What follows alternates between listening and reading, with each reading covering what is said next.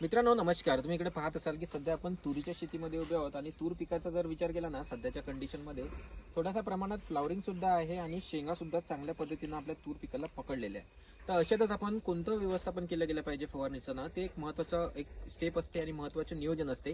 त्यासोबत आपण एक फवारणीचं व्यवस्थापन केलं गेलं पाहिजे जेणेकरून चांगल्या पद्धतीनं फ्लावरिंग होईल. तूर पिकामध्ये जर तुम्हाला अळीचा प्रादुर्भाव दिसत असेल ना, तो सुद्धा कमी प्रमाणात झालेला पाहायला मिळेल. आणि सध्याचं जर वातावरण बघितलं ना की धूर धुक्याचं वातावरण आणि थंडीचं वातावरण आपल्याला पाहायला मिळते. अशातच आपल्याला धूर धुक्यापासून आपल्या तुरीचं संरक्षण करण्यासाठी बुरशीनाशकाचा सुद्धा इकडे वापर करायचा आहे. आणि एक महत्त्वाचं म्हणजे आपल्याला झिंकचा इकडे वापर करायचा आहे शेतकरी मित्रांनो. फक्त ते का वापरायचं आपण आणि कोणते मॉलिक्यूल घ्यायचे ना, त्याबद्दलच आजचा हा व्हिडिओ. या व्हिडिओमध्ये मी तुम्हाला सविस्तर सांगतो की आपण तूर पिकामध्ये या कंडिशनमध्ये आपण कोणतं फवारणीचं व्यवस्थापन घेतलं गेलं पाहिजे. म्हणून व्हिडिओ नक्कीच शेवटपर्यंत बघा. तर या पिकामध्ये जर तुम्ही या कंडिशनची सध्या तुमची तूर असेल तर कोणतं फवारणी व्यवस्थापन करावं, त्यातलं सगळ्यात पहिलं कॉम्बिनेशन सांगतो शेतकरी मित्रांनो, अळी नियंत्रणासाठी. कारण तूर या पिकामध्ये अळी नियंत्रण हा एक महत्त्वाचा टप्पा असतो जेणेकरून चांगलं उत्पादन व्हावं. तर अळी नियंत्रणासाठी मी तुम्हाला 2 ते 3 मॉलिक्यूल सांगतो, त्यापैकी कोणतेही एक घेऊ शकता. ज्यामध्ये तुम्ही प्रोक्लेम नावाचं एक कॉम्बिनेशन येते, म्हणजे इमॅमेक्टिन बेंझोएट 5% तुम्ही त्याचा वापर करू शकता 10 ग्राम प्रति पंपासाठी.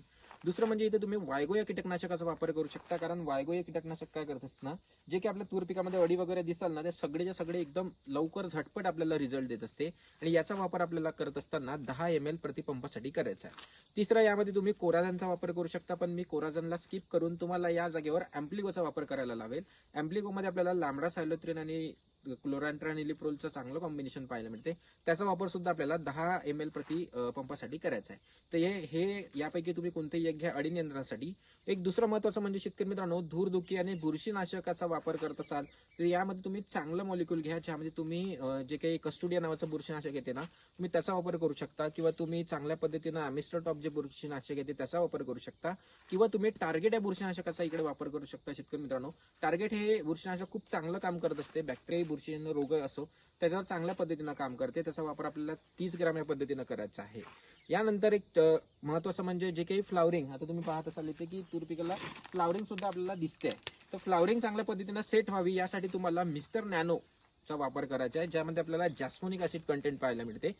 यामुळे काय होते ना, जे काही सेल डिव्हिजन आहे, जे काही पेशीचं विभाजन आहे किंवा फुलांची चांगल्या पद्धतीनं मादी फुलांची संख्या आपल्या तूर या पिकामध्ये वाढली जाते, जेणेकरून त्यापासून चांगल्या शेंगा लागते. आणि चांगल्या पद्धतीने शेंगा लागल्या तर नक्कीच आपलं उत्पादन चांगलं आहे.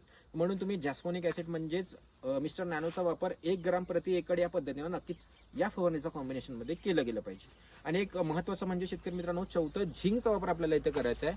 तर झिंकचा वापर तूर पिकामध्ये का करावा? तूर पिकामध्ये चांगल्या पद्धतीनं कळी निघली पाहिजे किंवा तूर पिकामध्ये फोटोसिंथेसिसचा प्रोसेस चांगल्या पद्धतीनं जलद गतीनं झाला पाहिजे. कारण जर वातावरणाचा विचार केला ना, तर ढगाळ वातावरणामध्ये सूर्यप्रकाश व्यवस्थित राहत नाही. तर सूर्यप्रकाश जर व्यवस्थित राहिला आणि आपलं जर झाड चांगल्या पद्धतीनं हिरवं राहिलं ना, तर फोटोसिंथेसिसचा प्रोसेस चांगल्या पद्धतीनं आणि जलद गतीनं होते, ज्याच्यामुळे आपल्या शेंगामध्ये दाना चांगल्या पद्धतीनं भरला जातो किंवा फुलकडी चांगल्या पद्धतीनं निघली जाते. आणि फ्लावरची ड्रॉपिंग सुद्धा आपल्याला कमी झालेली पाहायला मिळते. म्हणून तुम्हाला तूर या पिकामध्ये झिंकचा सुद्धा वापर तिकडे नक्कीच करायचा आहे. 25 ते 30 ग्राम घेऊन तुम्ही पंपासाठी फवारणी करू शकता. तर एकंदरीत मी तुम्हाला हे जे कॉम्बिनेशन सांगितलं आहे ना, हे सध्याच्या स्टेपमध्ये जर तुमचं तूर पीक असेल ना, तर तुम्ही नक्कीच या कॉम्बिनेशनची फवारणी करू शकता. तुम्हाला खूप चांगला फायदा आणि खूप चांगला रिझल्ट इकडून पाहायला मिळणार आहे. आणि असेच इन्फॉर्मेटिव्ह जर पाहिजे असेल ना, तर नक्कीच आपल्या चॅनलला एक सबस्क्राईब होऊन जाऊ द्या आणि हा व्हिडिओ तूर उत्पादक शेतकऱ्यांपर्यंत लवकरात लवकर शेअर करून द्या. धन्यवाद.